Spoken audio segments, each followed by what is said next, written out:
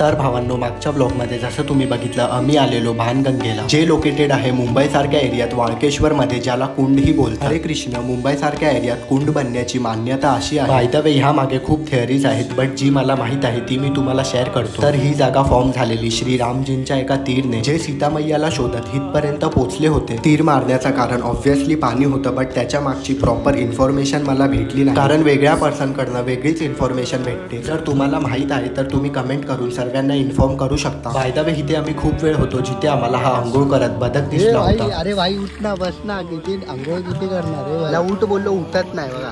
आणि हा न अंघोळ करता आला इथे.